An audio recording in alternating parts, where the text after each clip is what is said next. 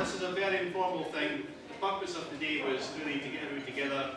So after we've had a couple of boring little speeches, we're going to give you a chance to sit around, chat to each other, and catch up on things. We did that for 20 years.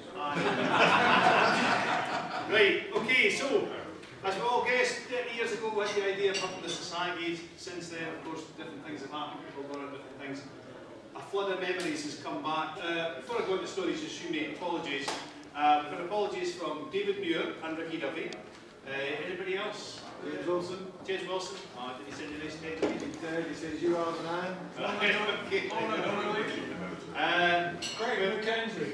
Who? Greg McKenzie. There's been quite a few people who were hoping to come along, but for various reasons, like Gordon McGregor also. Don't forget Russell, mate. Well, I'm coming to that. And of course, the legendary team of Russell and Jeanette. Fortunately, we've got the best part of the team here today. Jeanette's here. Russell couldn't make it because he's wrestling with cats, I think, or something like that. We'll get the story later about Jeanette. Right, anyway, this has actually prepared a little speech, a little sort of story, a background to the society and such like. A couple of stories. Yeah, I know. You done really well, I'm proud of you. A couple of stories that relevant to the battlefield, of course. We used to come up every anniversary of the Culloden service, and we used to stay at King's Tables Cottage. One time I had a real problem of a group of people stealing the flags off the battlefield. And those of you who can remember this, we actually decided to try and catch these thieves. And they came up on the anniversary of the battle, we stayed overnight, and we patrolled the battlefield, and lo and behold, we actually caught the guy. Now, I don't know if you know this story, but the police came up to arrest him and take him from us. First thing I said was, if you need a statement, I can give you one. He says, it's okay, Mr. Newcomen, I saw you in the news yesterday, I know who you are. That's a nice moment for me. But the police did get in touch with us, and unfortunately the guy who was stealing the flags was a little bit high on drugs.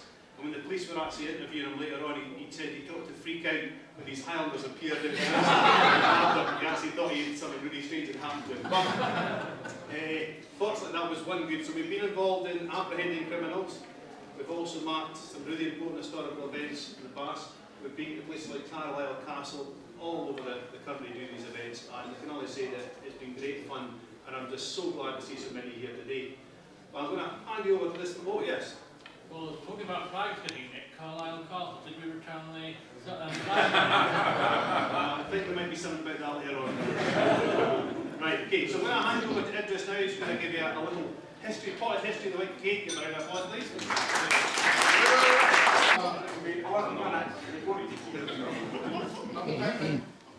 The idea of this 30th anniversary get-together was put to Mike at last year's ceremony by Ian, Charlie, Scott, Alan and a few others. So here we are, 1 year on. Firstly, as you said, it's great to see so many Cockaders travelling quite a long distance and friends of the Cockade. Okay, people are false. When you think about it, there have been various phases of the Cockade. Some of the original members, they moved on due to work or family commitments. Newer members joined, keeping the society alive. Even today, although the society is not active, there are a few dedicated folks who still go to pay their respects at places like Glenfinnan, Culloden here today, Sheriff Muir, Falkirk, Derby, Preston Pans, to name a few. And other sites further afield, like the Prince's Tomb in Rome, Lawrence's Arblair Highlanders, in conjunction with Julian's Alliance Goss, have attended various commemorative services in France. And I know Charlie and Liz, correct me Charlie if I'm right, visited many sites including Tilbury and the Netherlands where they attended the Lord George Murray Memorial Service. Everyone here will have their own memories of the society, as Mike had said, whether it be the Rob Roy story away in the distant past, or filming at Glenafric with the French pop group Squeegee, beautiful day like this, or weekends at Carlisle Castle. At Carlisle, a binding memory of how a few, should I say a brave few, changed the flag above the castle to the Saltire. It's great to see the Scottish flag flying above the city of Carlisle for all to see. And they said, you're here to take that down, they said. I was going to take it in, so for the whole weekend, the flag flew. My binding memory, though, was wee Geordie Seath from Fife. He didn't come to Italian restaurant with the rest of us because he didn't want to eat that foreign muck. Poor George ended up with curry and chips instead of a fish somewhere. George's dialect was pure Fife. George was fuming. As he said, the stupid lassie I hinted couldn't understand English. Yes,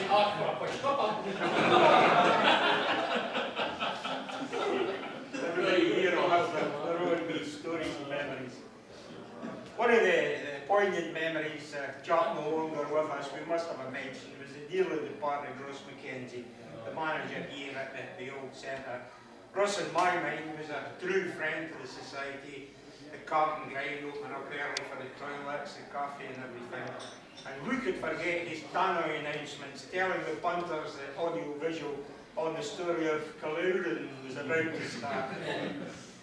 Some of the Cockaders have asked, you know, how did the society start? So to that end, if you'll permit me to ramble on for another 10 minutes, I'd like to highlight...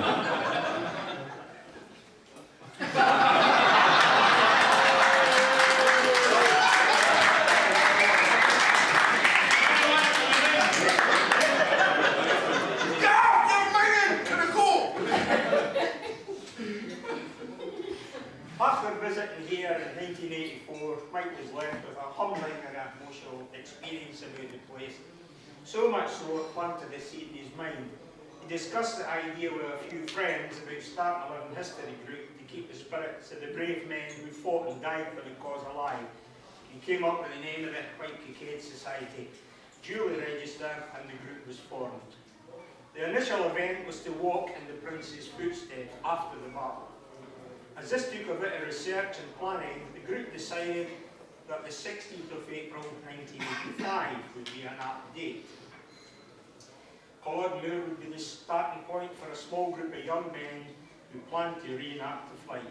It had to be in traditional costume of the period, because a lot of people have walked it since, but as I've said to Charlie there, a lot of them have been in sort of modern clothes and shoes.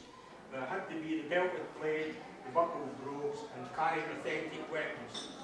All food had to be food only available at the time of the rising.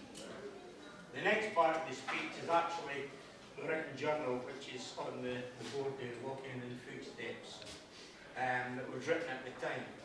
So if you'll bear with me, we're actually going on a journey across Scotland that the Prince and his followers made. And this journal was actually written by Mike.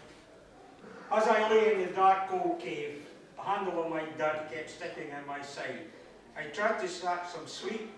I wrapped myself tighter in my stewed plaid. As I glanced across the cave, I could see my companions by the flickering light of